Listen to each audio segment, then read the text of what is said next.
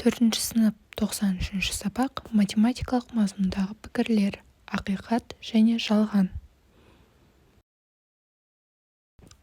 Бірінші есепке қарайтын болсақ, бұл жерде жер сілкінісі кезінде деген сөздермен өз пікіріңді құрастыр, олар қандай пікірлер болады? Жер сілкінісі кезіндегі іс-әрекеттер. Жер сілкінісі кезінде заттардан алысырақ тұру қажет, үстел астына жасырыну, есіктің жақтауына тұру, сонымен қатар ғимараттан сыртқа шығу қажет.